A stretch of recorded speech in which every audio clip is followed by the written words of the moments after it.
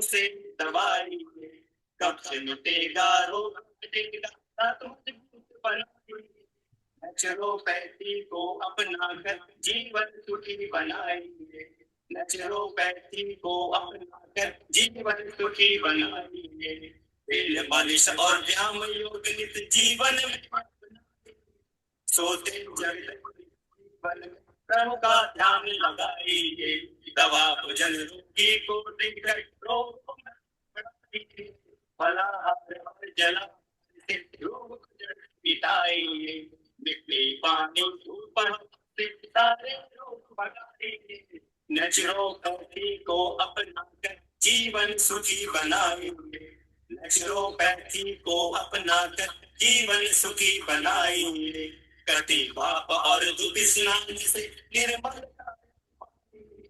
गांव शहर और घर घर नेचुरोपैथी पहुंचाएंगे, पाप घटेगा पुण्य बढ़ेगा देश मजबूत बनाएंगे, आइए योगा के ही है मिलकर हाथ बटाइए, मिट्टी पानी धूप से सितारे बनाएंगे, नेचुरोपैथी को अपना जीवन सुखी बनाएंगे, मिट्टी पानी धूप से सितारे बनाएंगे, नेचुरोपैथी को अपनाकर जीवन सुखी बनाएंगे, नेचुरोपैथी को अपनाकर जीवन सुखी बनाएंगे, नेचुरोपैथी को अपनाकर जीवन सुखी बनाएंगे। ओम ह्रीं श्रीं नमो अरहंताण, ओम ह्रीं श्रीं नमो सिद्धाण, ओम ह्रीं श्रीं नमो आयर्याण, ओम ह्रीं श्रीं अर्हं नमो उवज्जायाण, ओम ह्रीं श्रीं नमो लोये सव्वसाहूणं, ऐसो पंच नमोकारो सब्ब पावपणासनो, मंगलाणं च सव्वेसिं परमं हवै मंगलम्, परमं हवै मंगलम्। सभी साधक साधिकाओं को जय जिनेन्द्र, जय जिनेन्द्र, सभी को जय जिनेन्द्र, ओम हराम। सबसे निवेदन, अपने अपने वीडियो ऑन रखेंगे बंधुओं और बहनों। बहुत ही शानदार टॉपिक लेकर आज हम जुड़ रहे हैं। आज नवरात्रि का दिन और नवरात्रि के पहले दिन ही हमने नेचुरोपैथी के बारे में एक प्रोग्राम ले रहे हैं और इसमें हमारा मार्गदर्शन करने के लिए डॉक्टर उत्थान जी मेहता गुजरात से हमारे साथ जुड़े हुए हैं। डॉक्टर साहब से तो आप भली भांति परिचित है। सुबह सुबह गुरुवार को इनका सेशन अभी धूम मचा रहा है। आज भी सुबह इनका सेशन हुआ था, आप लोगों ने जरूर अटेंड किया होगा। तो नेचुरोपैथी से जुड़े हुए डॉक्टर है और नेचुरोपैथी हमारे लिए क्यों जरूरी है इस बारे में हम बात करेंगे। तो जिन्होंने भी वीडियो ऑन नहीं किया है वीडियो ऑन कीजिए और दोनों हाथ ऊपर करते हुए डॉक्टर साहब का वेलकम, स्वागत ओम आरम के साथ करना है। ओम आरम डॉक्टर साहब, आपका बहुत बहुत स्वागत, बहुत बहुत अभिनंदन। और आपसे निवेदन, आज का जो विषय रखा गया है हमारा, इस विषय में जानकारी देते हुए बहुत सी नई बातें आपको जानने को मिलेगी, सुनने को मिलेगी। आप कहेंगे नेचुरोपैथी के बारे में तो हम बहुत कुछ जानते हैं, लेकिन बहुत सी बातें ऐसी है जो अभी हम आज जानेंगे। तो मैं ज्यादा समय ना लेते हुए डॉक्टर साहब आपसे निवेदन करना चाहता हूँ, आप आज का सत्र शुरू करें। Over to you. बहुत बहुत धन्यवाद और सभी का हार्दिक स्वागत है। आप में से केवल मैं एक क्वेश्चन इनिशियली करना चाहूंगा कि आप में से कौन कौन लोग हैं जिन्होंने जो मेरा थर्सडे का मॉर्निंग का सेशन अटेंड करते हैं। यस लिख सकते हो आप, यस लिखिए, चैट बॉक्स में यस लिखिए। चैट बॉक्स में आप लिख सकते हैं मी। यदि आप मॉर्निंग का सेशन अटेंड करते हैं तो आप चैट बॉक्स में मी लिख सकते हैं। जी चंदू जी आज किया था, ओके। कोमल जी ठीक है जी। Vivo V23 ओके ठीक है, समटाइम्स करते हैं। अमिता जी ओके, अभी 4 सेशन हुए हैं। ज्योति सेठिया जी मी ओके। ठीक है जी। ओके, लगभग 5-6 लोगों ने तो मी लिखा है, इट मीन्स के चंदा जी चोपड़ा आता हैंड राइज कर रहे हैं। जी, चंदा जी चोपड़ा। अशोक जी यस। जी, अशोक जी। चंदा जी चोपड़ा यस। जी, तो जी 6-7 लोग जो हैं वो ऑलरेडी अटेंड करते हैं। तो मेरे परिचय से आप कुछ हद तक परिचित हो चुके होंगे। और मेरी जो मेन फील्ड है नेचुरोपैथी और एनर्जी हीलिंग, उसको लेकर के आज हम उस विषय पर आगे बढ़ेंगे।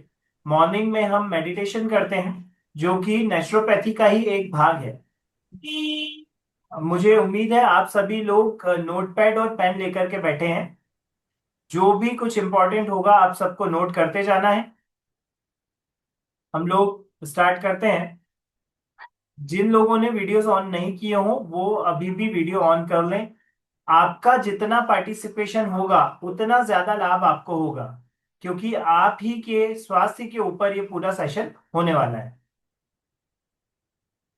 आज का जो विषय है that is energy and mental health. अब मेंटल हेल्थ हमने इसलिए लिया है क्योंकि फिजिकल हेल्थ के बारे में सभी लोग परिचित हैं, लेकिन हम यहाँ पर केवल मेंटल हेल्थ की नहीं बल्कि होलिस्टिक हेल्थ की बात करने वाले हैं। आपकी चाहे फिजिकल हेल्थ हो, मेंटल हेल्थ हो या इमोशनल हेल्थ हो, तीनों ही एक दूसरे से जुड़े हुए हैं। और एनर्जी या एलिमेंट्स उन्हें किस तरह से प्रभावित करते हैं उसे लेकर के ये सेशन पूरा रहने वाला है। आप में से कौन बताना चाहेंगे कि एनर्जी क्या होती है? आपने कभी सुना है एनर्जी के बारे में? एनर्जी क्या होती है? आप सभी लोग चैट बॉक्स में लिख सकते हैं, एक शब्द या एक वाक्य में आंसर दे सकते हैं। एनर्जी क्या होती है? अशोक जी लिख रहे हैं प्राण। जी, ठीक है, प्राण एक तरह की एनर्जी होती है। बॉडी में जो भी शक्ति होती है, चंदू जी, जी पूर्णिमा जी, ऊर्जा सतीश लिखा जी है लिख रहे हैं सतीश ऊर्जा। जी। जी, आप सभी के जवाब सराहनीय हैं। तेजस शरीर अशोक जी ने लिखा। आप सभी के जवाब सराहनीय हैं, लेकिन ये एक भाग है। कोमल जी लिख रही है driving force. Okay, vital force, ability to do work. बहुत ही अच्छा लगा, आप इतने इंटेंशन के साथ में जुड़ रहे हैं, इतनी एनर्जी के साथ में जुड़ रहे हैं, बहुत अच्छा लगा। Ability to work, thank you thank you. तो ये जितने भी आंसर आपने दिए हैं वो सारे आंसर्स जो हैं वो एक पैरामीटर है एनर्जी का। ठीक है, एक तरह की एनर्जी वो होती है। लेकिन एनर्जी जो है वो बहुत विस्तृत शब्द है। Actually everything in the universe which is moving and which is in us and around us, that is energy. ये सिंपल डेफिनेशन है जो कि सारी एनर्जी को अपने अंदर समेट लेती है। हमारे शरीर के अंदर और शरीर के बाहर जितने भी द्रव्य हैं वो सब एनर्जी हैं, क्योंकि वो सब चलायमान होते हैं। जैन जैन फिलोसॉफी में 6 द्रव्य बताए गए हैं, और 6 द्रव्यों में एक शक्ति कॉमन होती है, वो होती है क्रियावती शक्ति। क्रियावती शक्ति सारे द्रव्य में एक जैसी होती है, इसलिए उस क्रियावती शक्ति के कारण सारे द्रव्य चलायमान होते हैं, और उन्हें मॉडर्न साइंटिफिक लैंग्वेज में एनर्जी कहा जाता है। सभी को समझ में आया? आप कोई भी क्वेश्चन हो तो आप अभी फिलहाल के लिए उसे या तो अपनी नोटबुक में लिख लें, या कुछ अर्जेंट हो तो आप चैट बॉक्स में लिख सकते हैं। तो एनर्जी जो है हमारी, वो हमारी हेल्थ को किस तरह से प्रभावित करती है उसके बारे में ये सेशन होने वाला है। सबसे पहले, जैसा कि आप सभी लोग जानते हैं, एक छोटे से एक ब्रीफ में मेरी जो संस्था है उसकी जो वैल्यूज हैं वो हम लोग जान लेते हैं कि हम किस चीज के लिए स्टैंड करते हैं, हम लोग क्या कर रहे हैं, किस मिशन को लेकर निकले हुए हैं। तो हमारी वैल्यूज हैं होलिस्टिक फिजिकल हेल्थ, संपूर्ण शारीरिक स्वास्थ्य आपके लिए। इंक्लूसिव मेंटल हेल्थ, संपूर्ण मानसिक स्वास्थ्य। एंड इंटीग्रल इमोशनल हेल्थ, संपूर्ण भावनात्मक स्वास्थ्य। ये तीनों ही स्वास्थ्य एक दूसरे से जुड़े हुए हैं, और इन सब से ऊपर है होलिस्टिक स्पिरिचुअल हेल्थ, संपूर्ण आध्यात्मिक स्वास्थ्य। तो इन वैल्यूज को लेकर के हम चल रहे हैं। और इस सेशन में आपके लिए क्या है? इस सेशन में आपके लिए है कि आप जानेंगे व्हाट इज एनर्जी, एनर्जी क्या है वो हम जानेंगे। इसके अलावा एलिमेंट्स क्या होते हैं, तत्व क्या होते हैं, जो यहाँ पर पुद्गल तत्वों की बात की गई है, जिन तत्वों से मिलकर हमारा शरीर बना है और सारे ब्रह्मांड की हर एक चीज उन तत्वों से मिलकर ही बनी है। उन पुद्गल तत्वों को, उन एलिमेंट्स को, वो क्या होते हैं, कैसे काम करते हैं, और ये जो एनर्जी है और एलिमेंट्स हैं वो किस तरह से हमारे स्वास्थ्य के लिए जवाबदार होते हैं। इन सब चीजों को, इन 3 पॉइंट्स पर आज हम चर्चा करेंगे। आप सभी लोग ये पॉइंट्स लिख सकते हैं और इनसे रिलेटेड क्वेश्चंस भी अपने नोटबुक में लिख सकते हैं। उन सब के हम आंसर लास्ट में देंगे। कोड ऑफ कंडक्ट है कि attend the session like a clean slate. आधा ज्ञान जो होता है वो खतरनाक होता है, और यदि हम पुराना कुछ हमारे दिमाग में लेकर चल रहे हैं तो वो और ज्यादा खतरनाक होता है। इसलिए अभी तक आपने जो कुछ भी सीखा है वो साइड में रख करके बिल्कुल एक क्लीन स्लेट की तरह, नवजात शिशु की तरह इस सेशन को अटेंड करें। एक पेन और नोटपैड अपने पास आपने रख ही लिया है। ये पूरा सेशन आप अटेंड करें, बीच में ना छोड़ें, क्योंकि पूरा सेशन जब अटेंड करेंगे तो ही आपको पूरी बात समझ में आएगी और आप अपने जीवन में उसे उतार पाएंगे। क्वेश्चन आंसर राउंड जो होगा वो सबसे लास्ट में होगा। और सबसे बड़ी बात कि यदि आपने सीखा और उसको जीवन में अप्लाई नहीं किया तो वो सीखा हुआ ज्ञान आपके बॉडी में, आपकी मेमोरी में सड़ांध पैदा करता है और उससे ईगो उत्पन्न होता है। तो ये चीज जरूर ध्यान रखें कि जो कुछ भी आप सीखें उसे जीवन में अप्लाई जरूर करें। हमारा मिशन क्या है? I just don't want any one two face any type of health problem. विश्व में कोई भी व्यक्ति, कोई भी मनुष्य किसी भी तरह की हेल्थ प्रॉब्लम को फेस ना करे, कभी बीमार ही ना पड़े, क्योंकि स्वस्थ रहना हमारा जन्मसिद्ध अधिकार है, बीमार होना एक एक्सेप्शन है। I want to help 100,000 individuals to achieve holistic health. पूरे विश्व में कम से कम 1 लाख ऐसे लोग हों जो कि स्वयं को नेचुरोपैथी के थ्रू और एनर्जी हीलिंग के थ्रू हील करें, स्वस्थ करें, और उसके बाद अन्य लोगों को भी स्वस्थ करें। इसी तरह से together we can create an army of change makers. बदलाव जो संसार में आता है वो किसी एक व्यक्ति से नहीं आता है, जब हजारों लोग जुड़ते हैं तब बदलाव आता है। तो इस मिशन के साथ में हम निकले हुए हैं कि अधिक से अधिक लोग हमसे जुड़ें, स्वयं को स्वस्थ रखें और अन्य व्यक्तियों को भी स्वस्थ रखें। हीलिंग सेक्टर जो था, हीलिंग सेक्टर आज के डेट में बहुत बड़ा सेक्टर है। कोविड के पहले लोग बहुत लापरवाह हुआ करते थे। बहुत ज्यादा किसी भी तरह से कुछ भी खा लिया, कभी भी खा लिया। नींद की कोई परवाह नहीं की, पानी पिया तो पिया, नहीं पिया तो नहीं पिया। तो जिस तरह की लापरवाहियां वहियां कोविड के समय पर हुई, उनके कारण से आपकी इम्यूनिटी जो है वो लो हो चुकी थी। और जब कोविड आया, जब कोरोना ने अटैक किया, तब लो इम्यूनिटी के कारण काफी सारे लोगों का देह परिवर्तन हुआ। इससे सीख लेकर के काफी सारे लोगों ने विश्व में इंडियन मेडिसिनल सिस्टम की तरफ रुख करना शुरू किया। उन्होंने नेचुरोपैथी, एनर्जी हीलिंग, योग, प्राणायाम, रेकी हीलिंग, इन सब चीजों को, जिन्हें हम अल्टरनेटिव मेडिसिनल टेक्निक्स कहते हैं, उन्हें अपनाना शुरू किया। वास्तव में तो मेन मेडिसिनल टेक्निक्स यही हैं। अल्टरनेट यदि कुछ कहा जाए तो वो एलोपैथी हो सकता है, क्योंकि उसका उपयोग केवल और केवल अर्जेंसी में किया जाना चाहिए। तो हमारी जितनी भी इंडियन मेडिसिनल टेक्निक्स हैं वो सब मेन टेक्निक्स हैं, और उनकी तरफ लोगों का रुझान होना स्टार्ट हो चुका है। Next is top 6 problems. आपके हिसाब से आपकी मुख्य 6 प्रॉब्लम्स कौन कौन सी हैं? आप लोग चैट बॉक्स में लिख सकते हैं कि आपको शारीरिक, मानसिक या भावनात्मक जो भी कोई प्रॉब्लम है, उनमें से मुख्य प्रॉब्लम्स आपकी कौन कौन सी हैं। एक एक वर्ड में आंसर करना है, चैट बॉक्स में आप लिख सकते हैं, उन पर भी हम बात करेंगे और उनसे संबंधित क्वेश्चंस भी लेंगे लास्ट में।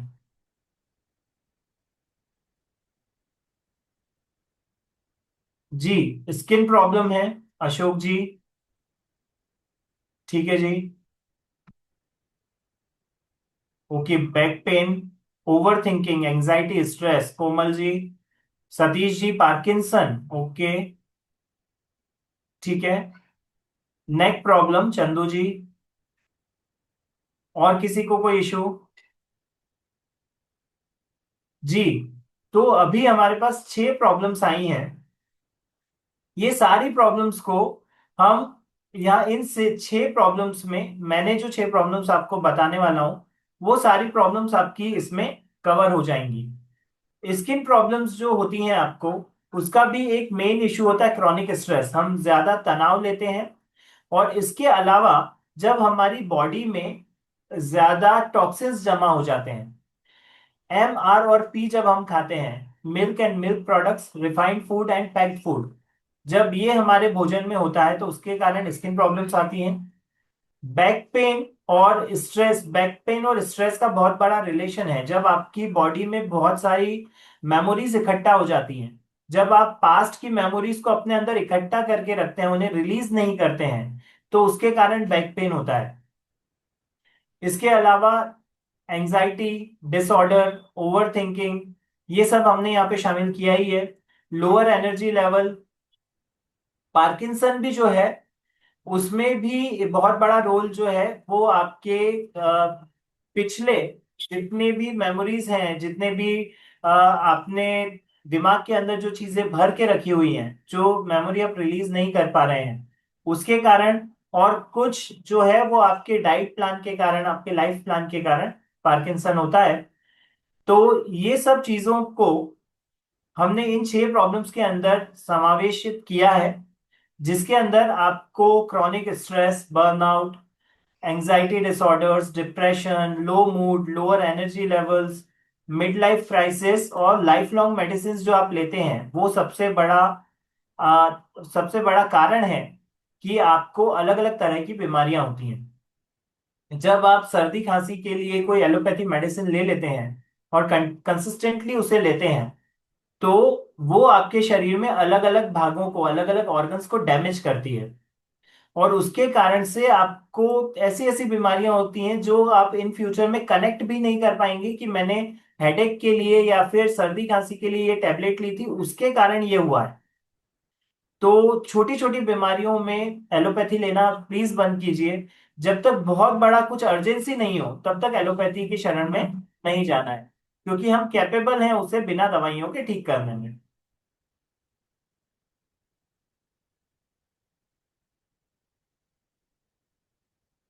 आज हम 3 सीक्रेट्स के बारे में बात करेंगे। The first secret is naturopathy. मैं अपना परिचय भी अभी एक लाइन में थोड़ा सा शॉर्ट में दूंगा। नेचुरोपैथी में मैंने क्या किया हुआ है और किस तरह से मैं लोगों की हेल्प करता हूँ। Second is energy healing. Energy, जैसे मैंने आपको समझाया एनर्जी क्या होती है, और उसी एनर्जी के थ्रू हम अपने संपूर्ण स्वास्थ्य को, किसी भी तरह का हमारा स्वास्थ्य है उसे हील कर सकते हैं और हमेशा के लिए स्वस्थ रह सकते हैं। एंड थर्ड इज जो आज का टॉपिक है, एलिमेंटल हीलिंग। एलिमेंट्स, आप में से कोई बताना चाहे कि एलिमेंट्स क्या होते हैं? जी, एलिमेंट्स क्या होते हैं? जी, थायराइड, बीपी, हाथ कांपना, गठिया रोग, जी ये सारी ही चीजें नेचुरोपैथी और एनर्जी हीलिंग के थ्रू ठीक की जा सकती हैं। एलिमेंट्स यदि कोई बताना चाहे, ठीक है जी। तो एलिमेंट्स के बारे में अभी हम बात करेंगे। अभी हम कुछ केस स्टडीज देखते हैं कि हमने 20-20 साल के गट हेल्थ के इश्यूज, 10-10 साल के आर्थराइटिस के इश्यूज, फिर इसके अलावा आपके एडीएचडी और सेकेंड स्टेज के कैंसर तक को हमने रिवर्स किया है नेचुरोपैथी के थ्रू। यहाँ पर कुछ केस स्टडीज आपको बताई गई हैं जो कि आप देख सकते हैं। अनन्या जैन है फिरोजाबाद से, मीनू जी चौरसिया है प्रयागराज से, हाकिम जी पिटोल वाला है दाहोद से, अमित जी जाट हैं चंडीगढ़ से। तो ये लंबी लंबी बीमारियां, चाहे वो मेंटल हेल्थ रिलेटेड हो, अमित जी को तो बाइपोलर डिसऑर्डर था, उसमें भी काफी 70% जैसा उनको रिलीफ हुआ है। तो ये सारी चीजें, ये केस स्टडीज हैं। और इस तरह से आपसे सबसे पहले एक क्वेश्चन है कि in which health facet you have applied naturopathy. आपने नेचुरोपैथी के बारे में यदि सुना है तो बताएं, कि बिल्कुल या बिल्कुल भी नहीं सुना है तो न्यू लिखें। यदि आपने सुना है और आपने किसी अपने हेल्थ एस्पेक्ट पे उसे इम्प्लीमेंट किया है, जैसे फिजिकल हेल्थ के लिए नेचुरोपैथी का यूज किया हो, या फिर मेंटल हेल्थ के लिए किया हो, या इमोशनल हेल्थ के लिए किया हो, चैट बॉक्स में आप लिख सकते हैं। अभी तक आपने नेचुरोपैथी के बारे में सुना है या नहीं? यस, सुना है पूर्णिमा जी। ओके। तो आपने उसका उपयोग, आप लोगों में से किस किस ने, इसमें मड का प्रयोग होता है क्या? हाँ जी, मड का भी प्रयोग होता है। मड भी नेचर ही है ना, मिट्टी का प्रयोग होता है नेचुरोपैथी में। For physical health, okay, physical health के लिए किया है कोमल जी, सतीश जी। ओके जी, thank you Chandu ji, Aruna ji, thank you Purnima ji. Okay Komal ji, thank you so much. तो नेचुरोपैथी में या आपने, अधिकतर लोगों ने या तो फिजिकल हेल्थ के लिए उसका उपयोग किया होगा, लेकिन मेंटल हेल्थ और इमोशनल हेल्थ के लिए बहुत सारे लोग नेचुरोपैथी को जानते ही नहीं है कि उसका उपयोग किया भी जा सकता है। उसके बारे में हम विशेष बात करेंगे। और आपकी फिजिकल हेल्थ भी आपकी दूसरी हेल्थ के साथ अलाइंड है, तो वो भी सारे रोग आप नेचुरोपैथी से हील कर सकते हैं। नेक्स्ट इज, मेरा छोटा सा परिचय आपको दे दूं कि इतना सारा ज्ञान जो मैं दे रहा हूं तो वो मैं कैसे दे पा रहा हूं, और how how I am authorise for that. So I am doctor Utthan Mehta. I am a BNYS, bachelor of naturopathy and yogic sciences. I am online health counsellor and holistic wellness practitioner. मेरा जो ऑफलाइन क्लिनिक है वो दाहोद गुजरात में है, और मेरा main जो काम है वो ऑनलाइन रहता है, जिसमें इंडिया के काफी सारे हिस्सों से मेरे पेशेंट्स आते हैं। मेरी स्पेशलिटी है burnout recovery for working professionals. जो अत्यधिक थकान होती है, तनाव होता है, stress, emotional regulation, lifestyle diseases, prevention, gentle. ये लाइफस्टाइल डिसीजेस मेनली आती हैं नेचुरोपैथी में, जो कि लाइफस्टाइल से उत्पन्न जो बीमारियां होती हैं, हमारी गलत दिनचर्या के कारण जो बीमारियां होती हैं, उसमें नेचुरोपैथी बहुत अच्छा काम करती है। ये जो नेचुरोपैथी किस तरह से काम करती है, gently, non aggressive healing approach है। इसमें किसी भी तरह की सर्जरी, किसी भी तरह का साइड इफेक्ट नहीं होता है। इसकी अप्रोच जो है वो एथिकल, प्रिवेंटिव, बीमारी होने से पहले ही उसे सुधार दिया जाए, या फिर बीमारी हो भी गई तो उसे रिवर्स कर दिया जाए। नर्वस सिस्टम फ्रेंडली है, आपकी बॉडी के नर्वस सिस्टम की फ्रेंडली होती है। एक दवा से, यदि नेचुरोपैथी में आपको किसी स्टेज पे दवा भी लेनी पड़े आयुर्वेद की, तो उसका भी प्रभाव आपके एक ऑर्गन से दूसरे ऑर्गन पर सकारात्मक पड़ता है, नकारात्मक प्रभाव किसी ऑर्गन पर नहीं पड़ता। No force, no false promises. अभी तक आप कौन कौन मेरे साथ हैं? सेम पेज लिख सकते हैं आप चैट बॉक्स में। और यदि मैं ज्यादा तेज तो नहीं चल रहा हूँ, ज्यादा धीरे तो नहीं चल रहा हूँ, आप कुछ भी जो लिखना चाहें एक वर्ड में लिख सकते हैं। जी, ओके है, सेम पेज है, ठीक है जी। मेरी स्पीड ठीक है, बहुत ज्यादा तेज तो नहीं है? जी बराबर है। Thank you so much Chandu ji, Prem ji, thank you everyone, Komal ji, thank you so much. Okay, तो आज का जो एजेंडा है हमारा, हमारे 3 एजेंडाज हैं। एक्चुअली हम कुछ पोर्शन आज कवर करेंगे, कुछ पोर्शन कल करेंगे, और कुछ पोर्शन परसों करेंगे। क्योंकि एक साथ यदि मैं आपको इतना सारा दूंगा, क्योंकि स्लाइड्स जो है वो 89 के आसपास स्लाइड्स हैं, 89 स्लाइड्स बनाई है मैंने, उसमें से हम कुछ स्लाइड्स आज करेंगे, और वो कुछ प्रैक्टिसेस मैं आपको दूंगा, क्वेश्चन आंसर्स भी आपके लूंगा। तो आज का जो एजेंडा है, that is discover who we are. हम कौन हैं, हमारे एलिमेंट्स यानी कि हमारे तत्व क्या हैं, ये आज हम जानेंगे। हमारे शरीर, हमारा जो शरीर है वो जिन 5 तत्वों से मिलकर बना है, और वो 5 तत्व मिलकर जो 3 तरह के दोष या 3 तरह के एलिमेंट्स हमारी बॉडी में पैदा करते हैं वो क्या होते हैं। देखिए, हमारा बेस जितना स्ट्रांग होगा उतना ही ज्यादा हम जब सॉल्यूशंस पे आएंगे तो हमें बहुत अच्छी तरह से समझ में आएगा। तो इसलिए आज का सेशन अटेंड करना और फोकस के साथ में अटेंड करना आपके लिए बहुत जरूरी है। Second is break the barrier. जब हम जान जाएं कि हमारे हमारे जो दोष हैं, हमारे जो 3 दोष हैं, हमारे जो 5 एलिमेंट्स हैं वो क्या क्या हैं, और उनकी वजह से यदि हमारा कोई दोष बिगड़ा हुआ है तो उसे हम रिवर्स कैसे कर सकते हैं, वो सारी चीजें, ब्रेक द बैरियर, अपनी जो लिमिटेशंस हैं उन्हें कैसे तोड़ करके और स्वास्थ्य के क्षेत्र में हम आगे बढ़ सकते हैं, वो हमारा सेकंड एजेंडा है। एंड थर्ड वन इज कि bring the best version of our self. हमें सबसे सबसे इम्पोर्टेंट रोल हमारा क्या है, हमारा सबसे इम्पोर्टेंट गोल है आज के लिए कि किस तरह से अपना बेस्ट वर्जन बने। हमें किसी दूसरे जैसा नहीं बनना है, क्योंकि हम दूसरे जैसा बन भी नहीं सकते हैं, वो प्रैक्टिकली पॉसिबल नहीं है, और वो प्रैक्टिकली करना चाहिए भी नहीं, क्योंकि प्रत्येक व्यक्ति के एलिमेंट्स अलग होते हैं। यदि किसी में वात की अधिकता है तो उसका नेचर अलग होगा, किसी में पित्त की अधिकता है तो उसका नेचर अलग होगा, यदि किसी का मेन एलिमेंट कफ है तो उसका नेचर अलग होगा। वो कभी भी पित्त वाले जैसा या वात वाले जैसा नहीं हो सकता। लेकिन क्या हो सकता है कि जब वो अपने एलिमेंट के अपोजिट कार्य करना स्टार्ट करता है तो उसका एलिमेंट बैलेंस हो जाता है, और वो अपने क्षेत्र में, जो उसका क्षेत्र है, उसमें बहुत अच्छा परफॉर्म कर सकता है। तो यदि आप जीवन में करियर ऑप्शन भी चुन रहे हैं तो पहले आपको अपना एलिमेंट देखना चाहिए कि आपका मेन जो एलिमेंट है वो वात पित्त और कफ में से कौन सा है। उस हिसाब से ही आपको करियर भी चुनना चाहिए, और हेल्थ के सेक्टर में भी आपको अपने स्वास्थ्य का ध्यान उसी के अनुरूप रखना चाहिए। नेक्स्ट इज, ये जो 3 चीजें हम करेंगे, 3 हमारे जो एजेंडा है उसमें 4 स्टेप्स हैं। यहां पर आपको दिख रहा होगा कि फर्स्ट सेकंड थर्ड और फोर्थ, लेकिन तीनों के साइज अलग अलग हैं। तो उसका एक स्पेसिफिक रीजन है कि फर्स्ट प्रोसेस से हैवी सेकंड प्रोसेस रहेगी, उससे हैवी थर्ड, और फोर्थ जो प्रोसेस है वो अल्टीमेट गोल रहेगा हमारा। ठीक है, तो हमारा फाउंडेशन जो है वो फर्स्ट सेकंड थर्ड प्रोसेस रहेगी।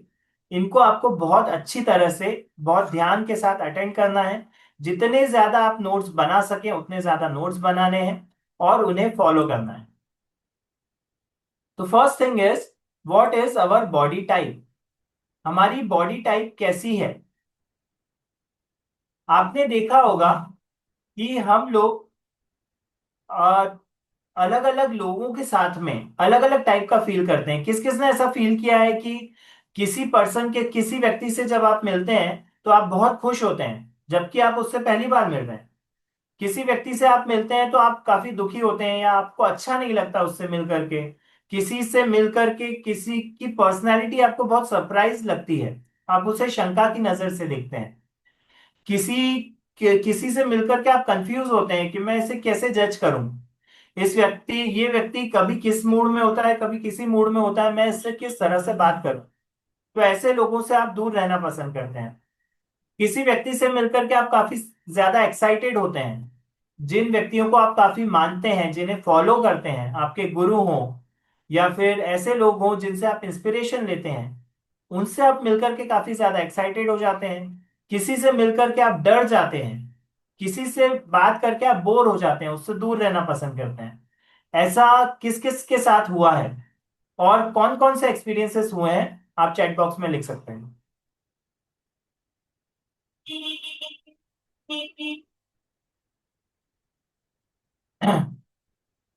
Screen display please. Purnima ji, screen नहीं दिख रही क्या मेरी? एक सेकेंड। दिख रही है स्क्रीन। दिख रही है पूर्णिमा जी, आपके डिवाइस में थोड़ा सा आप देख लीजिए, कोई अगर इशू हो तो। ठीक है जी। तो अरुणा जी किया है, okay. Cannot get the screen Purnima ji. Purnima ji, आपके डिवाइस में देखना पड़ेगा आपको, यहां से बराबर है। ठीक है जी। तो कि किस किस को ऐसा लगता है कि आपने depends whom we are meeting, yes, अलग अलग लोगों के लिए अलग अलग भाव आते हैं, बिल्कुल सही जी। यस, फील डिफरेंट, ठीक है, सतीश जी फील डिफरेंट, कोमल जी, अशोक जी, अलग अलग लोगों के लिए अलग अलग भाव आते हैं, बहुत सही। तो कभी कभी दूसरों को देखकर लगता है जैसे कि वो क्या सोचेगा, बिल्कुल सही बात है। और हमारा जो सोशल एक रोग है ना, कि सबसे बड़ा रोग कि क्या कहेंगे लोग, इसी के कारण हम हमारे अंदर बहुत सारी बीमारियां उस इमोशन के कारण ही आती हैं। हमारी एनर्जी लो लो होती है कि वो क्या सोचेगा, मैं उसके साथ कैसे बिहेव करूं। देखिए, कौन क्या सोचेगा उस पर आपका कभी भी नियंत्रण नहीं हो सकता है, ये चीज समझिए, क्योंकि उसकी प्रकृति अलग है, उसके एलिमेंट्स अलग हैं, वो उसके एलिमेंट्स के हिसाब से चलेगा, आपके हिसाब से नहीं चल सकता। इसीलिए आप किसी को खुश नहीं कर सकते, किसी को दुखी नहीं कर सकते, कुछ नहीं कर सकते। आप अपने हिसाब से रहें और जितना अच्छा रह सकें, आपकी आपके हिसाब से आप जितना अच्छा रह सकें, लोगों की जितनी हेल्प कर सके उतना करें, बाकी आप किसी को खुश नहीं रख सकते।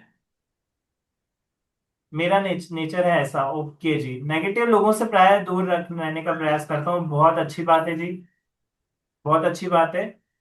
और क्योंकि आप उन्हें पॉजिटिव नहीं बना सकते, उन्हें वो स्वयं ही पॉजिटिव बना सकते हैं यदि वो चाहें तो ये बहुत ही अच्छा है कि हम उनसे दूर ही रहें थोड़ा। Okay Aruna ji, thank you so much. तो इस तरह से हम अलग अलग मूड, अलग अलग लोगों से मिलते हुए, और अलग अलग टाइप के हमारे मूड होते हैं, ठीक है जी।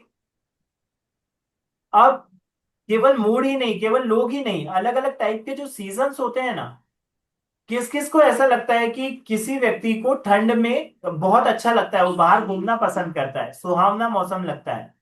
और किसी को ठंड में जॉइंट पेन होने लगता है, सर दर्द होने लगता है, वो घर में रहना ही पसंद करता है, बाहर निकलता नहीं है।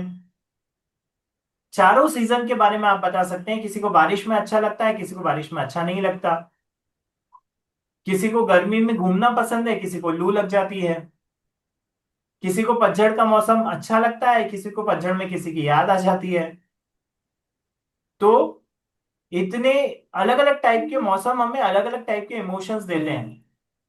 आप लोग चैट बॉक्स में लिख सकते हैं, सभी सीजन में नॉर्मल रहने का प्रयास करता हूँ जी, प्रयास तो करना ही चाहिए।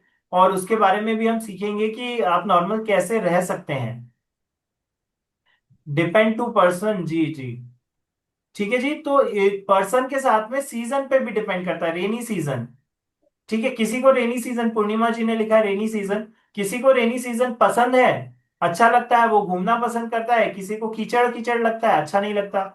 रेनी season, but of course winter is also appreciated, okay जी। तो कुछ लोग होते हैं जिन्हें सारे सीजन अच्छे लगते हैं, और कुछ लोग ऐसे होते हैं जिन्हें कोई सीजन अच्छा लगता है, कोई नहीं लगता है। तो इस तरह से सीजन भी हमारे व्यवहार पर, हमारे एलिमेंट्स पर प्रभाव डालता है। और हमारा मेन एलिमेंट जो होता है, हमारा नेचर उस तरह से होता है, उस तरह का सीजन हमें पसंद आता है, ठीक है जी। जी, लाइक विंटर, ओके। तो इसके अलावा मुझे पूरा विश्वास है कि आप सारी चीजें लिखते जा रहे हैं। तो इसके अलावा हम कौन सा फल या कौन सा फूड हमारी लाइफ में अपनाते हैं, किस तरह का भोजन हम प्रेफर करते हैं, उस पर भी डिपेंड करता है कि वो भी हमारे एलिमेंट्स पर डिपेंड करता है। यदि हम कफ प्रकृति के हैं, तो हमें कफ प्रकृति वाले ही भोजन पसंद आएंगे, लेकिन हमें उन्हें उपयोग नहीं करना है। वो कैसे होगा वो हम आगे सीखेंगे। लेकिन अलग अलग टाइप का फूड हमारी प्रकृति के ऊपर निर्भर करता है, हमारी जैसी प्रकृति होती है उस तरह का भोजन हमें पसंद आता है। यहाँ पर पसंद आने की बात है, आपको करना क्या है वो आगे हम सीखेंगे। तो कितनी सारी चीजें डिपेंड करती है, देखिए, सीजन डिपेंड करते हैं, अलग अलग सीजन में हमारा मूड अलग अलग होता है, अलग अलग व्यक्ति का मूड अलग अलग सीजन में अलग अलग होता है, अलग अलग स्टेजेस में। सपोज कीजिए कि सीजन की यदि हम बात करें तो ठंड के सीजन में कफ का प्रभाव ज्यादा होता है, गर्मी के सीजन में पित्त का प्रभाव ज्यादा होता है, और बारिश के सीजन में वात का प्रभाव ज्यादा होता है, जब हवा ज्यादा चलती है ठंड के सीजन में भी वात और कफ का प्रभाव दोनों ज्यादा होता है। तो इस तरह से अलग अलग सीजन हमारे शरीर में अलग अलग एलिमेंट को उभारते हैं। स्टेजेस ऑफ लाइफ, जो हमारे बचपन से लेकर बुढ़ापे तक का जो स्टेज होते हैं, वो अलग अलग तत्व को, अलग अलग एलिमेंट को उभारते हैं। बचपन में कौन सा एलिमेंट ज्यादा सक्रिय होता है, कोई बताएगा? चैट में लिख सकते हैं आप। बचपन में जब हम छोटे होते हैं तो कफ एलिमेंट, कफ सबसे ज्यादा सक्रिय होता है। आपने देखा होगा छोटे बच्चों को सर्दी खांसी कफ जमना न्यूमोनिया ये सब चीजें होती थी। और जिन बच्चों को ये सब ज्यादा होता है वो कफ की अधिकता उनकी बॉडी में भी होती है, और बाहर से भी यदि अधिकता हुई तो फिर उनका कफ जो है वो बिगड़ जाता है। Next is time. टाइम किस तरीके से हमारे शरीर को, हमारे स्वास्थ्य को प्रभावित करता है, कौन बताएगा? जी, समय किस तरह से हमारे स्वास्थ्य को प्रभावित करता है। सुबह का जो समय होता है वो जनरली वात का समय होता है। ठंडी ठंडी हवा चलती है, हमें अच्छा लगता है। लेकिन जिसका वात यदि बढ़ा हुआ है और जिसका मेन एलिमेंट वात है, उसे उस समय पर दिक्कत हो सकती है। दोपहर का समय पित्त का समय है, इसीलिए दोपहर के खाने में ज्यादा तेल मसाले, गर्मी करने वाली चीजें दोपहर के खाने में नहीं खाई जानी चाहिए। थर्ड इज कफ का समय। शाम का समय कफ का समय होता है, इसलिए सलाह दी जाती है कि इस तरह का फूड जो कि कफ की अधिकता करे, ठंडा फूड, आइसक्रीम, ठीक है, फ्रिज में रखी हुई चीजें, ये सारी चीजें आपको शाम के टाइम पर बिल्कुल नहीं खानी चाहिए। वैसे फ्रिज की और आइसक्रीम वगैरह तो ऐसे भी नहीं खानी चाहिए, लेकिन शाम के टाइम तो बिल्कुल नहीं खानी चाहिए। ठीक है जी। नेक्स्ट इज आपका काम किस तरह से, yes, can you please explain all the three terms वात पित्त एंड कफ फर्स्ट? ओके जी, ठीक है। तो वात पित्त और कफ हम बिल्कुल एक्सप्लेन करेंगे, उसकी भी स्लाइड है। पर फिर भी आपने पूछा है इसलिए मैं एक लाइन में बता देता हूं। वात का अर्थ होता है वायु, ठीक है। एयर एलिमेंट जो है वो वात होता है। आपके पूरे शरीर में एयर एलिमेंट घूमता है, उसकी अधिकता से जो दोष उत्पन्न होते हैं, जो बीमारियां होती हैं, उसे वात कहते हैं, वायु से उत्पन्न दोष। इसके अलावा पित्त का अर्थ होता है अग्नि। वो दो दो एलिमेंट से मिलके बनते हैं, कैसे बनते हैं वो भी हम आगे सीखेंगे, आज ही सीखेंगे। तो ये पित्त जो है वो भी दो एलिमेंट से बन के मिलकर बनता है, लेकिन उसका मुख्य जो तत्व होता है वो अग्नि होता है। और उसकी अधिकता होने पर पित्त की अधिकता होती है और पित्त जनित बीमारियां उत्पन्न करता है। एंड थर्ड वन इज कफ, यानी कि अ, कफ जो दोष होता है वो आपकी ठंडक से रिलेटेड होता है। इसमें आपको जब हम हमारे शरीर में कफ जम जाता है, ठंडक ज्यादा होती है तो कफ जमता है, सर्दी होती है, खांसी होती है, छाती के अंदर कफ जम जाता है, वो सारी जितनी भी दिक्कतें आती है वो कफ की अधिकता के कारण आती है, यानी कि कफ के बिगड़ने के कारण आती है। Thank you so much. Next is food के अलावा वर्क, हम किस तरह के लोगों के साथ काम कर रहे हैं, उससे भी हमारा वात पित्त और कफ बढ़ता है। यदि आपका बॉस जो है बहुत ज्यादा टॉक्सिक है, बहुत ज्यादा चिड़चिड़ करता है, ठीक है, ऐसे लोगों के साथ यदि आप काम कर रहे हैं कि जो हमेशा चिढ़ते रहते हैं, आपके साथ अच्छे से पेश नहीं आते हैं, तो आपकी बॉडी में पित्त बढ़ता है। ठीक है। ऐसे लोगों के साथ में काम कर रहे हैं जो बहुत ज्यादा ठंडे हैं, बहुत ज्यादा सुस्त हैं, तो आपकी बॉडी में कफ बढ़ता है। ऐसे लोगों के साथ काम कर रहे हैं जो कि मल्टीटास्किंग है, बहुत सारे काम एक साथ कर रहे हैं और सक्सेसफुली कर लेते हैं, तो उनके साथ आप रहते हैं तो आपकी बॉडी में भी वात बढ़ता है। ठीक है। अब वो आपके ऊपर डिपेंड करता है आपकी बॉडी कैसी है, वो हम आगे सीखेंगे। अलग अलग टाइप के लोग, घर में भी हमारे अलग अलग तरह के लोग होते हैं, जिनसे जो कि कोई वात की अधिकता वाले होते हैं, कोई पित्त की अधिकता वाले होते हैं, तो उनके व्यवहार भी उस अनुरूप होते हैं। हम गलती क्या करते हैं कि उन्हें सही करने जाते हैं, जो कि कभी हो नहीं सकता। हो क्या सकता है वो हम बिल्कुल आगे सीखेंगे कि किस तरह से उसी प्रकृति में रहते हुए उस प्रकृति के गुणों को उसे बैलेंस करके उसी क्षेत्र में महारत कैसे हासिल की जा सकती है, वो हम सीखेंगे। जब हम अलग अलग तरह का साउंड सुनते हैं, अलग अलग तरह का म्यूजिक सुनते हैं, ठीक है, पहले आपने सुना होगा कि एक तरह का म्यूजिक बजा तो बारिश हो गई, एक तरह का म्यूजिक बजा तो पक्षी चहचहाने लगे, एक तरह का म्यूजिक बजाया तो आग लग गई। तो ऐसा कैसे हो सकता है? म्यूजिक भी वात पित्त और कफ को पैदा करता है, और ये तीनों एलिमेंट्स जो है केवल हमारे शरीर में नहीं होते हैं, बाहर भी होते हैं, ठीक है, क्योंकि 5 एलिमेंट्स से मिलकर के बने हैं। तो पुद्गल में भी ये चीजें होती हैं। तो इसीलिए म्यूजिक जब बजता था तो बारिश भी हो जाती थी, आग भी लग जाती थी, और भी बहुत सारी चीजें म्यूजिक के थ्रू, म्यूजिकल हीलिंग भी होती है, साउंड हीलिंग भी होती है, जिससे केवल म्यूजिक के थ्रू आपकी किसी भी बीमारी को ठीक किया जा सकता है।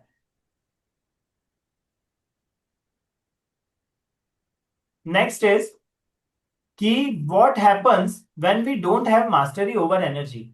अच्छा, इतना सब कुछ हमने सुन लिया, इतनी देर से लेक्चर सुन रहे हैं, लेकिन यदि हम इस पर मास्टरी नहीं करें, अपनी एनर्जी पर, एलिमेंट्स को नहीं समझें, और जैसी लाइफ चल रही है वैसे चलते रहने दें, तो हमें क्या नुकसान है? तो आगे हम देखते हैं कि हमें बहुत नुकसान है। कैसे नुकसान है वो हम देखते हैं। ये ऐसा हो जाएगा यदि आप अपने तत्वों को, अपने एलिमेंट्स को नहीं जानते, और आप नहीं जानते कि आप में कफ की अधिकता है या पित्त की अधिकता है, तो आप उल्टे काम करेंगे। कैसे करेंगे? सपोज कीजिए एक व्यक्ति, कश्मीर के अंदर बर्फ पड़ रही है, पूरे बर्फ से भरे हुए पूरे पहाड़ हैं, और वहां पर वो ऐसी ड्रेस पहन करके गया है जो कि बीच पर, समुद्र के किनारे पहनी जाती है, ठीक है, तो क्या वो उस क्लाइमेट को, उस उस जगह को, उस सीनरी को एंजॉय कर पाएगा क्या?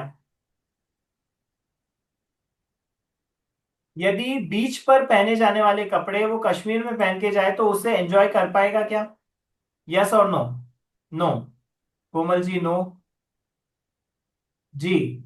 सारिका जी, पूर्णिमा जी, जी, बिल्कुल नहीं कर पाएगा, ठीक है जी। Jyoti ji, thank you, thank you, thank you जी। Prem ji, Satish ji, thank you so much. तो वो उस जगह को एंजॉय नहीं कर पाएगा, क्योंकि वो सही तरीके से उसकी अप्रोच नहीं है वहां पर। यदि कश्मीर जाना है तो आपको गर्म कपड़े पहनकर ही जाना पड़ेगा। इसी तरीके से वो व्यक्ति जो कि गर्म कपड़े पहन करके और पूरा अपने शरीर को ढक करके कश्मीर जा रहा है, वो वहां के वेदर का भी आनंद उठा पाएगा। वो वो जिस पर्पस से गया है, जो जो वहां की सीनरी है, वहां के दृश्य हैं, उनका भी अच्छी तरह से आनंद उठा पाएगा। इसी तरह से यदि हम अपने एलिमेंट्स को जानते हैं तो हम उसके अनुरूप अपना व्यवहार कर पाएंगे, उसके अनुरूप अपनी डाइट प्लान को निश्चित कर पाएंगे, उसके अनुरूप अपने जीवन को निश्चित कर पाएंगे। तो ये सबसे ज्यादा जरूरी है कि हम जाने कि हमारा एलिमेंट क्या है, हमारी शरीर की अंदर की एनर्जी कौन कौन से 2 एलिमेंट से या एक एलिमेंट से मिलकर के बनी है।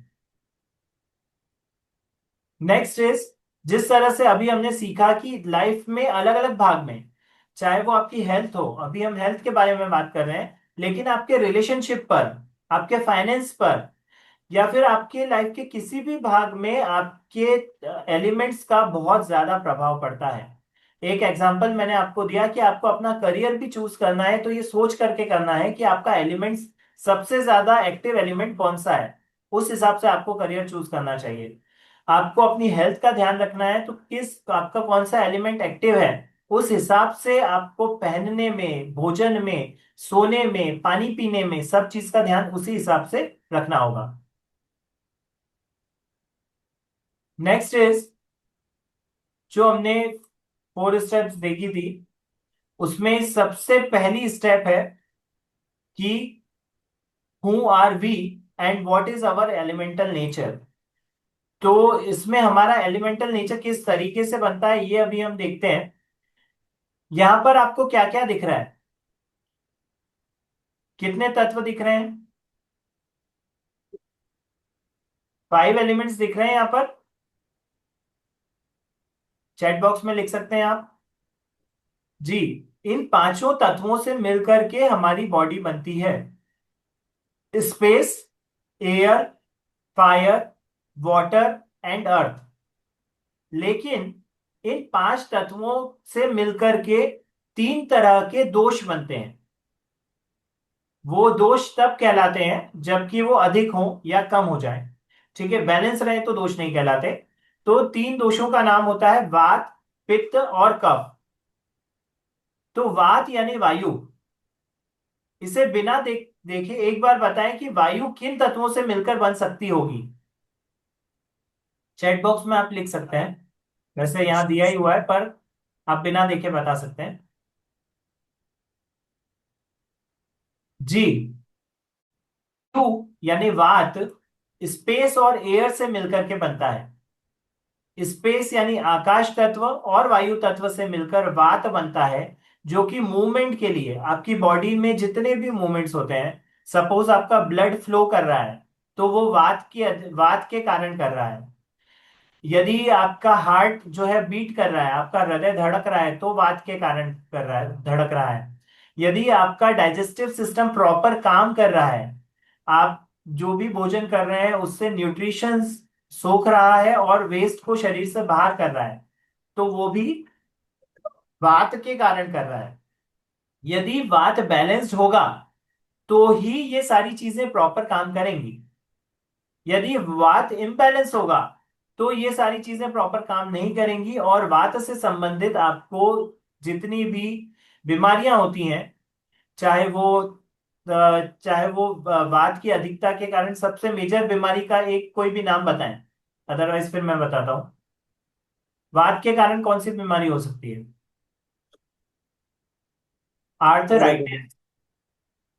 ठीक है, आर्थराइटिस वात की सबसे बड़ी बीमारी है। आपकी हड्डियों और जोड़ों की बीमारियां जो होती हैं वो वात की अधिकता के कारण होती हैं। जी, air and space, okay, Chandrashekhar ji, Chandu ji, Satish ji, जी Ashok ji, Jyoti ji, thank you so much. तो जितनी भी हमारी वात से संबंधित बीमारियां, जितनी भी हमारी हड्डियों से संबंधित और जोड़ों से संबंधित बीमारियां होती हैं, वो वात की अधिकता के कारण होती हैं। और वात यानी वायु हमारे शरीर में बहने का, मूवमेंट्स का काम करता है, एक जगह से दूसरी जगह जाने का, या अपने शरीर के अंगों को और उपांगों को चलायमान रखने का कार्य ये वात तत्व करता है। Next is fire and water. तो फायर और वाटर से मिलकर के क्या बनता है? पित्त। पित्त जो है वो फायर और वाटर से मिलकर बनता है। फायर और वाटर जब मिलते हैं तो पित्त बैलेंस्ड होता है, लेकिन इसकी अधिकता के कारण हमें अनेक टाइप के रोग हो सकते हैं। वो कौन कौन से रोग हो सकते हैं?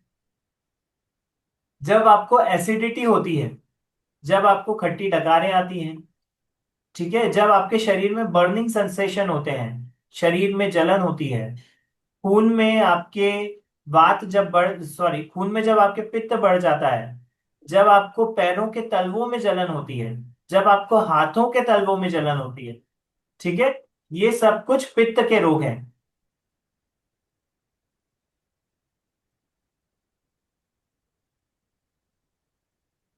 पित्त क्या करता है? ट्रांसफॉर्म करता है, एक वस्तु को दूसरी वस्तु में बदलता है। कैसे? तो आपकी बॉडी में पित्त का एपिसेंटर कौन सा है? सबसे ज्यादा पित्त कहाँ हो सकता है? आमाशय में।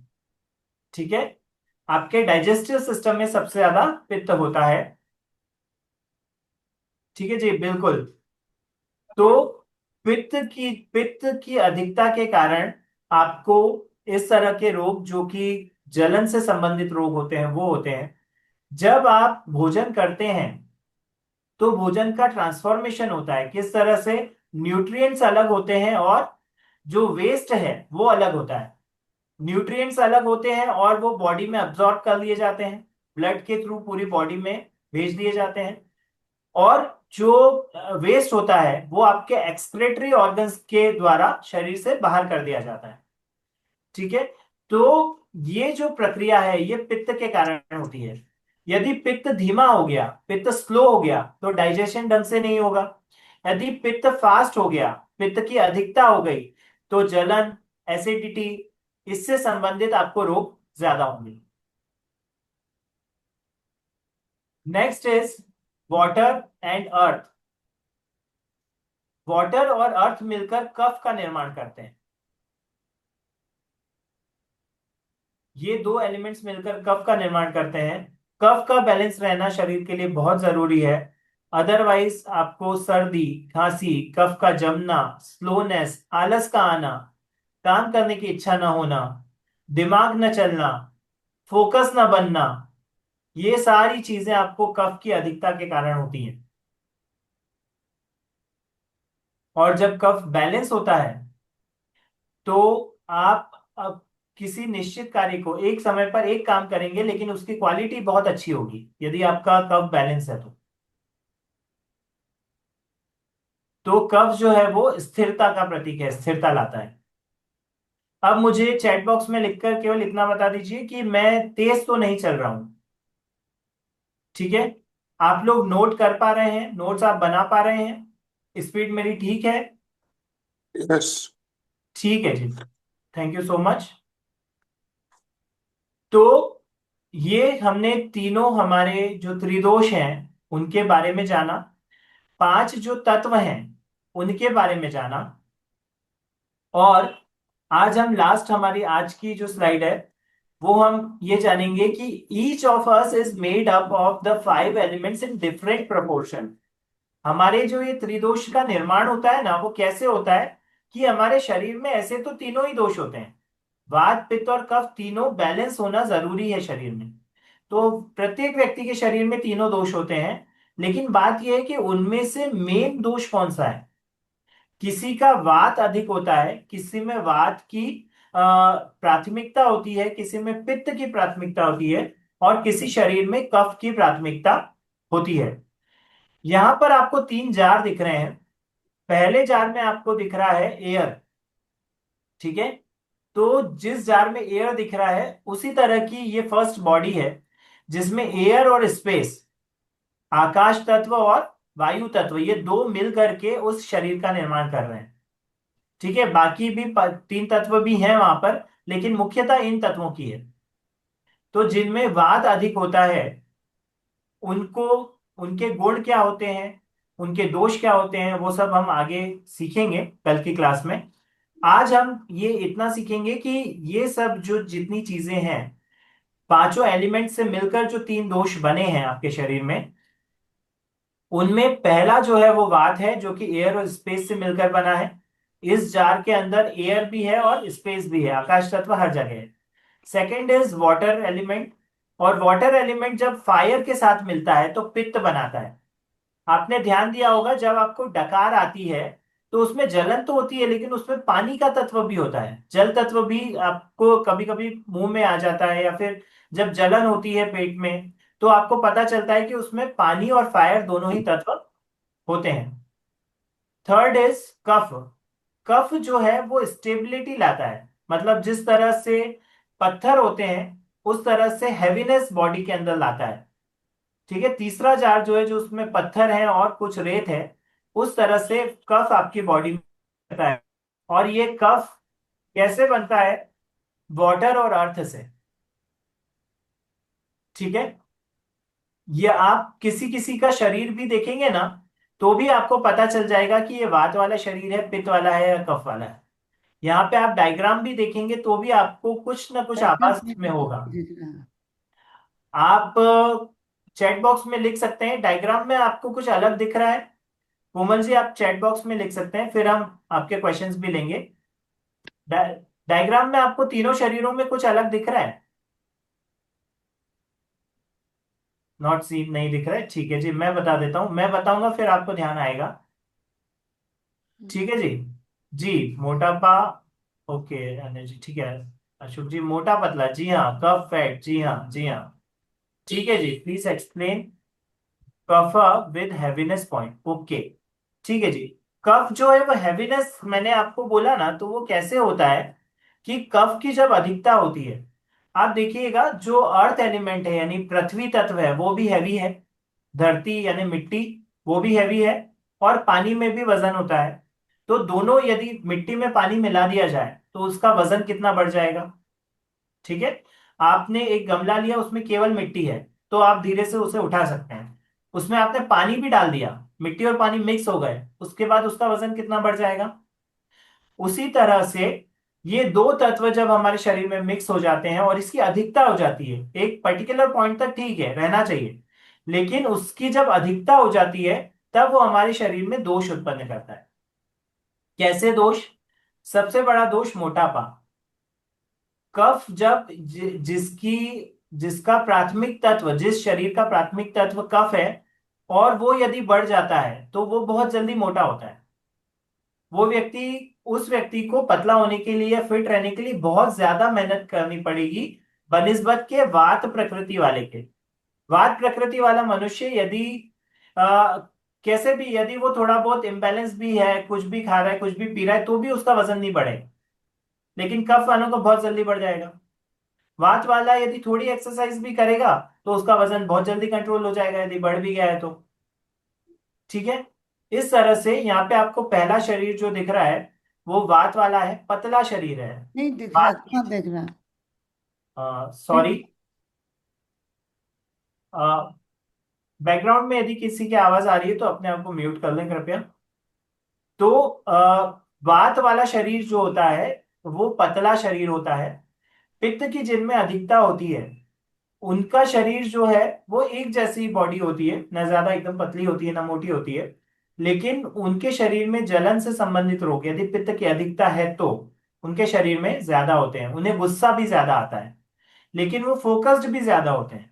तो हर दोष का यदि बैलेंस है तो उसमें गुण है, और यदि उसकी अधिकता हो जाए या कम हो जाए तो उसमें दोष उत्पन्न होते हैं। यदि प्रत्येक दोष यदि बैलेंस्ड है तो बहुत सारी खूबियां बहुत सारे गुण भी पैदा होते हैं, वो भी हम सीखेंगे। नेक्स्ट इज कफ। जब कफ वाले की जो बॉडी है वो मोटी बॉडी होती है, उन्हें आलस जल्दी आता है। जैसे हमने बताया कि वो जैसी बॉडी होती है जैसी प्रकृति होती है वैसी ही उनकी चॉइसेस भी होती हैं। कफ वाले जो व्यक्ति होंगे, यदि आप में से किसी की कफ प्रकृति है तो आपको पता चलेगा कि जिनकी कफ प्रकृति है वो ऐसा खाना पसंद करते हैं जो कि बहुत ज्यादा हैवी हो। जंक फूड खाना, बाहर से खाना मंगवा कर खाना, ज्यादा सोना, ज्यादा देर तक बिस्तर में रहना, आलस करना, आज का काम कल पे टालना, ये सारी जो दिक्कतें हैं, यदि कफ आपकी बॉडी में बढ़ा हुआ है तो ये सारी प्रॉब्लम्स आपके अंदर से आती हैं।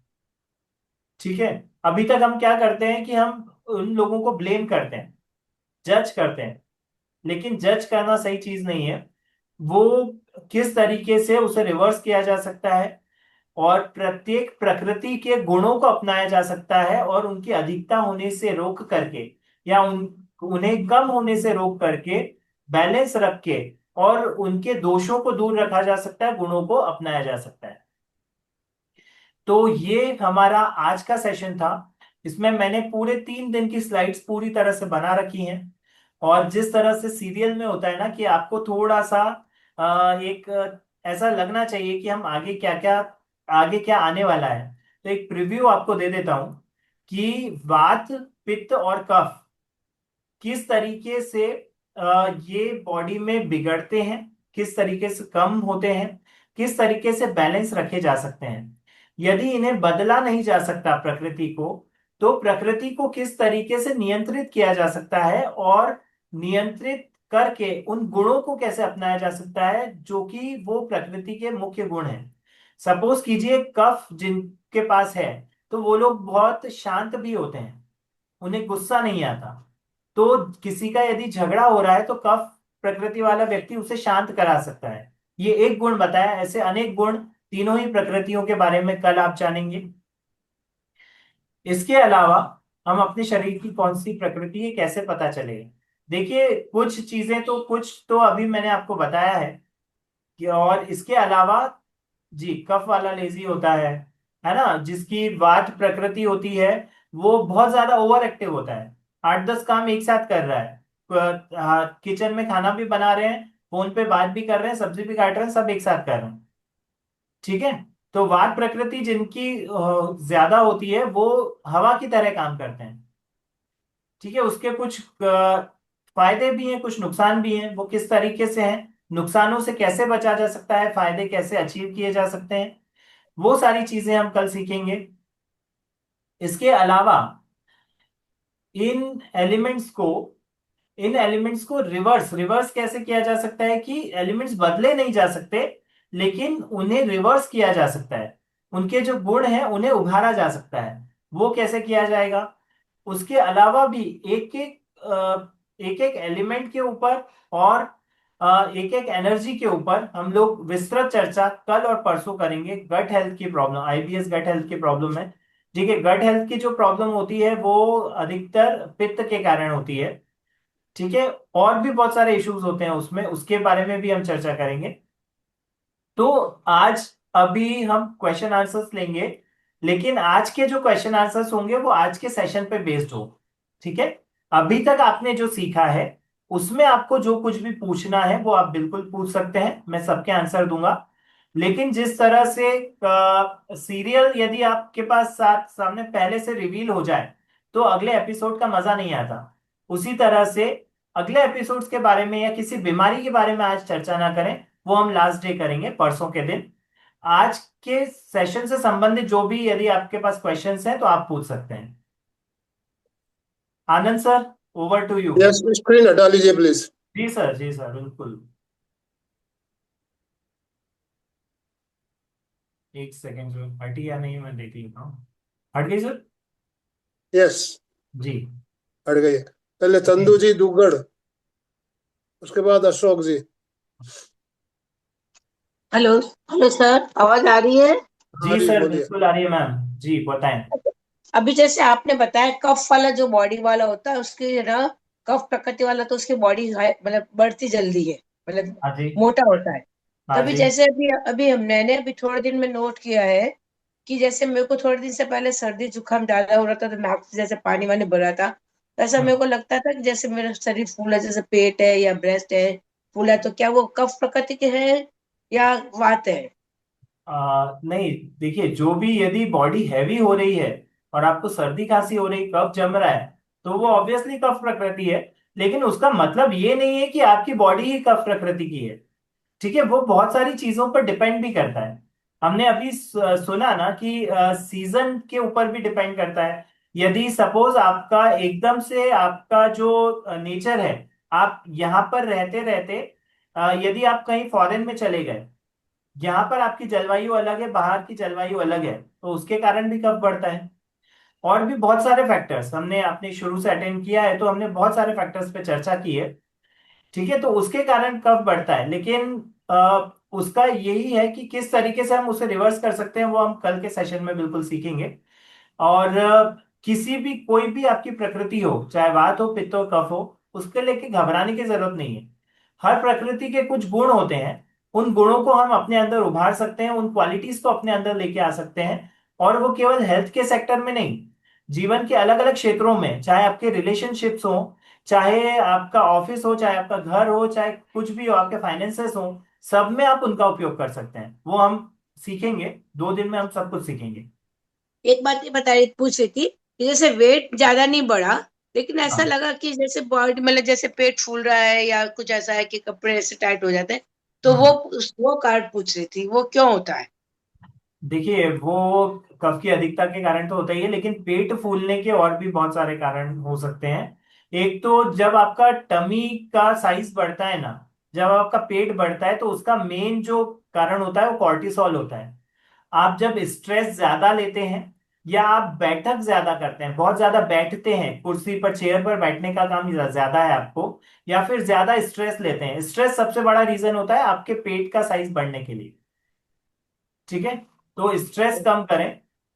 और बॉडी कफ हो, वात हो, पित्त हो, कोई भी हो, हम उसे रिवर्स कर सकते हैं, तो उसकी टेंशन लेने की जरूरत नहीं है ना। और जज हाँ, जज नहीं करना अपने आप को कभी भी।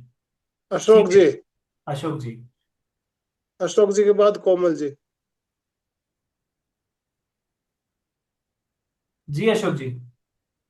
जय जिनेन्द्र। जय जैसे जिनेन्द्र। 5 एलिमेंट्स है, तो अपने एक एलिमेंट ज्यादा होगा एक कम होगा, इस टाइप से था। जैसे जल एलिमेंट्स ज्यादा है, पृथ्वी एलिमेंट्स डिएक्टिव है, कम है, या प्रकृति एक एलिमेंट्स की होती है? नहीं सर, एक एलिमेंट की प्रकृति ऐसा जरूरी नहीं है। एक एलिमेंट जो है वो मुख्य होता है।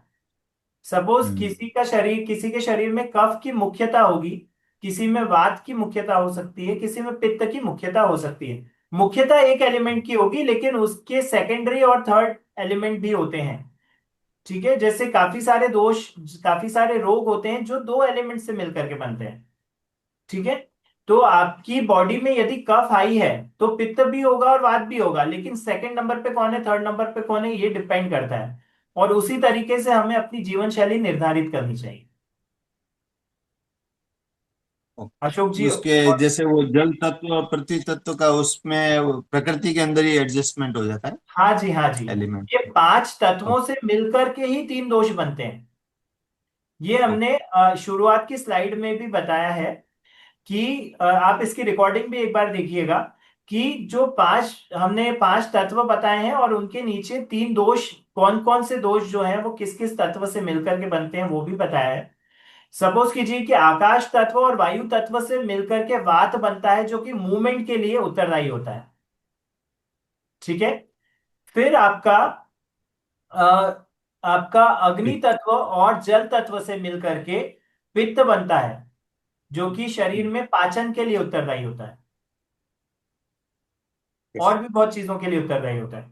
और इसके अलावा थर्ड कफ जो है वो जल तत्व और पृथ्वी तत्व से मिलकर के कफ त्रिदोष में तीसरा दोष जो कफ है वो जल और पृथ्वी तत्व से मिलकर के बनता है, जो कि आपके शरीर का वजन बढ़ने, कफ होने, सर्दी खांसी होने इत्यादि अनेक चीजों के लिए, आपके स्वभाव के लिए भी, आपका स्वभाव कैसा होगा, शांत होगा, आलसी होगा, वो सब कफ प्रकृति के कारण होता है। Okay, thank you. Komal ji. जी। सर मुझे एक चीज पूछना है, एक बॉडी में क्या दो दोष बराबर हो सकते हैं? लाइक अगर पित्त, जैसे आपने कैरेक्टरिस्टिक्स बताई है ना, तो मुझे ऐसा लग रहा है कि बहुत, आपने जैसे कहा कि एक चीज डोमिनेंट होगी, बाकी दो अंडर हो सकती है। बट अभी मुझे इससे जजमेंट से लग रहा है कि मेरे अंदर पित्त भी इक्वल है और वात भी। बिकॉज आपके कैरेक्टरिस्टिक्स मुझे बता रहे हैं कि सिंस आई एम वेरी, मेरा मतलब I am very angry, I am very multitasker, जैसे आपने कहा वेरी ओवर एक्टिव, तो इस वजह से मेरे वात वाला चीज का पता चल रहा है। बट क्योंकि आपने कहा कि ये पित्त, जैसे इंटेस्टाइन वाले जो चीज है जो अंदर हमारी जो इसको रूल करती है, डाइजेस्ट सिस्टम को रूल करती है, तो मुझे इस तरह से लग रहा है देख के कि इक्वली मेरे अंदर पित्त भी बहुत। तो मैं इन दोनों में एकदम समझ नहीं पा रही हूँ कि मैं अगर अपने आप को कैटेगराइज करूँ तो कैसे करूँ। अब एक चीज ध्यान रखिए कोमल जी कि यदि आप ओवर एक्टिव हैं, उसमें आप ना गुण, इसमें कल और परसों हम और सीखेंगे कि वात वालों के और क्या क्या गुण होते हैं। ठीक है, और पित्त वालों के और क्या क्या गुण होते हैं, किस तरह से दोष होते हैं, हम और सीखेंगे, 2 दिन के सेशंस हैं और। लेकिन उसमें आप ना सबसे पहले तो ये टेंशन लेना छोड़ दीजिए। आपकी बॉडी यदि वात पित्त है, पित्त कफ है, कोई भी बॉडी है, लेकिन हम उससे रिवर्स कर सकते हैं एक चीज। दूसरी चीज ये है कि आप ज्यादा गुण आप में जिस चीज के हैं, कल हम और गुण देखेंगे, उसमें आप फिर कैलकुलेट कीजिएगा कि जिस तत्व के, जिस दोष के आप में ज्यादा गुण है वो उसकी प्राथमिकता है आपकी बॉडी में। और जिस तरीके से आपकी बॉडी का शेप लग रहा है उस तरह से वात की प्राथमिकता है। और आपने एक गुण तो बता ही दिया कि आप मल्टीटास्कर हैं, है ना जी। तो वात की अधिकता है, बाकी और भी गुण हम देखेंगे, उन्हें देख करके आप डिसाइड कर सकते हैं कल। बट सर इसमें आपने एक और चीज कहा था कि पित्त में एक जैसी बॉडी रहती है, मतलब जनरली आई मीन वही है, वो चीज मेरे अंदर ठीक है। बट अब वात में क्या होगा? इसमें तो इसमें आपने कहा कि बहुत पतला शरीर रहता है वात बहुत में। पतला ऐसा जरूरी नहीं है, बहुत पतला जरूरी नहीं है।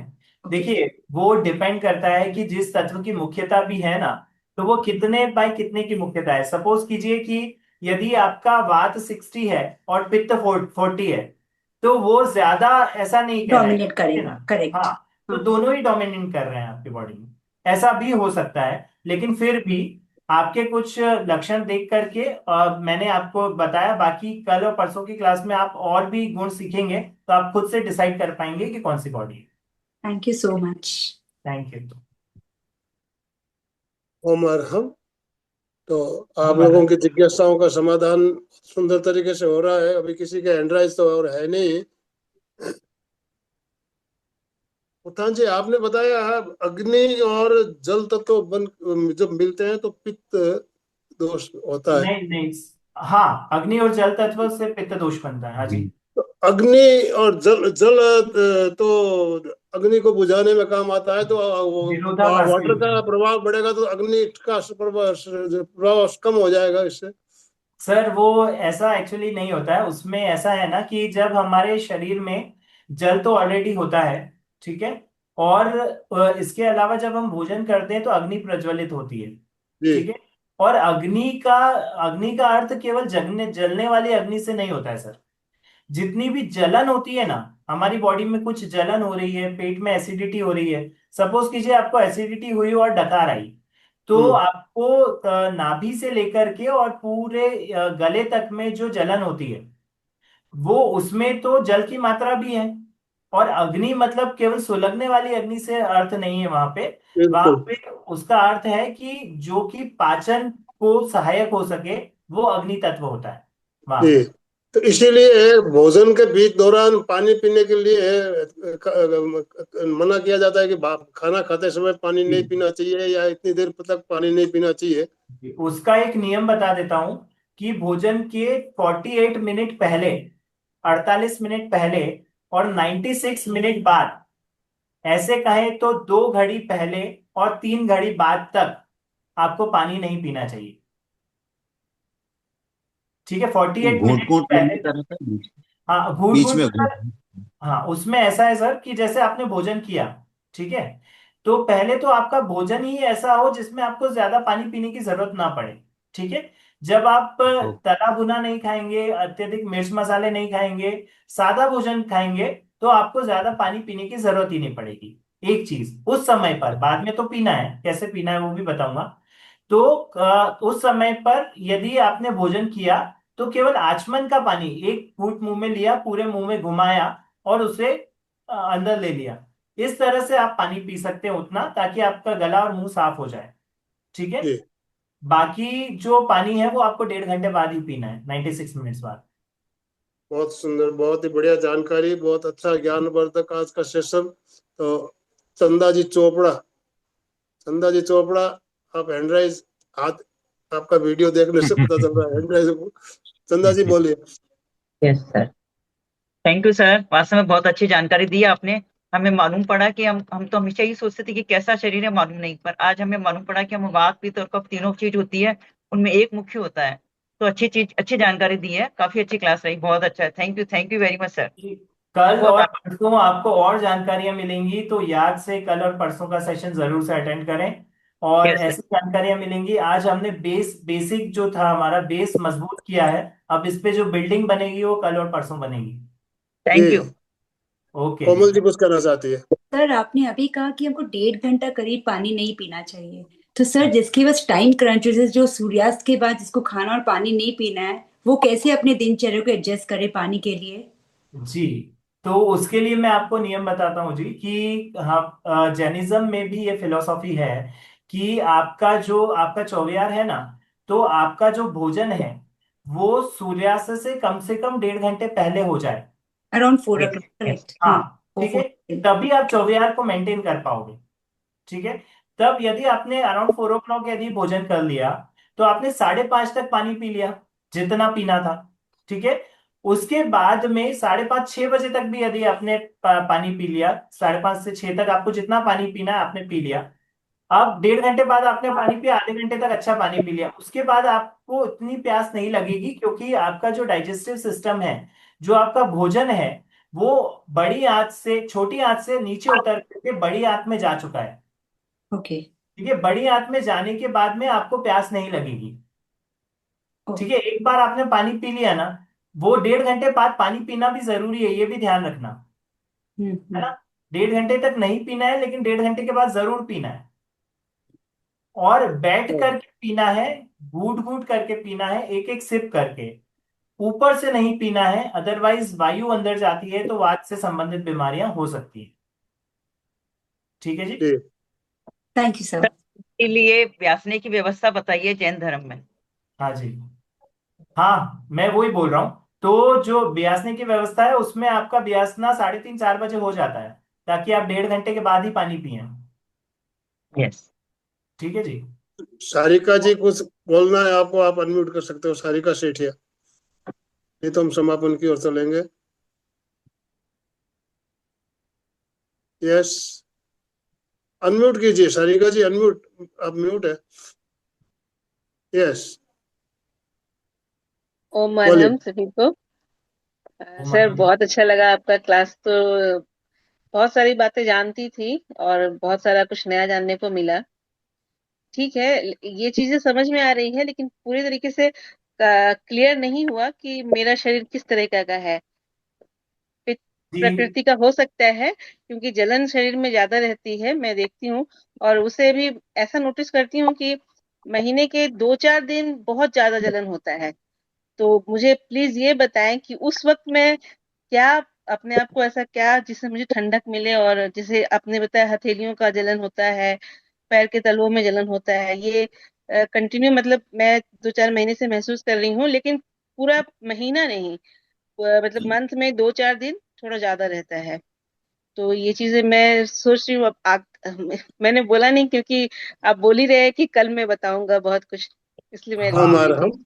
उसमें जी, उसमें एक लाइन में आपका जवाब दे देता हूँ कि आपने जैसे बोला ना कि पहले तो यदि जलन रहती किसी दिन विशेष में रहती है, तो उस दिन विशेष आपके क्षेत्र में यदि गर्मी ज्यादा है, या और भी बहुत सारे कारण होते हैं जो कि हम कल सीखेंगे, देखेंगे। और उन दिनों में यदि आपको पित्त अधिक है, यदि वास्तव में आपकी पित्त की बॉडी है, पित्त की मुख्यता है, तो उसके गुणों को, उसे बैलेंस कैसे किया जाए, और पित्त के जो गुण होते हैं, पित्त वाले जो पीपल होते हैं, उनमें क्या विशेषताएं होती हैं, वो विशेषताएं जब हम प्रकट करेंगे तो उसकी अधिकता भी खत्म हो जाएगी, वो बैलेंस भी हो जाएगा। और आप अपने तत्व में रहते हुए और उसकी जो विशेषताएं हैं उन्हें जीवन में अनुभव कर पाएंगे। आपको जो उससे जो रोग है वो आपके दूर हो जाएंगे, यदि जलन आदि जो भी रोग है वो सब दूर हो जाएंगे। हाँ, ओमर ये हम। क्योंकि यही चीज मैं महसूस करती हूँ। 2-4 जब मुझे जलन होता है तो मुझे पूरे बॉडी में, मतलब मुझे लगता है जैसे मेरा आंख भी जल रहा है, हथेलियां जल रही है, इस तरीके से।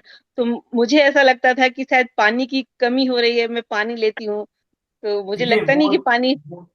वो तो एक कारण है। आपकी बॉडी वेट जितना है उसका 0.5% आपको पानी लेना जरूरी है मिनिमम, और उसका डबल मैक्सिमम। सपोज आपका 60 kg यदि वेट है, तो 60 kg यदि वेट है तो आपको कम से कम 3 लीटर पानी, कम से कम, और मैक्सिमम 6 लीटर पानी दिन में पीना है। 6 लीटर नहीं पी सकते हैं, 4 लीटर, 4.5 लीटर, 3 लीटर, कम से कम 3 लीटर पीना है यदि 60 kg वेट है। तो ये एक अप्रोक्सीमेट बताया मैंने। ओमर हम। Thank you sir. Thank you.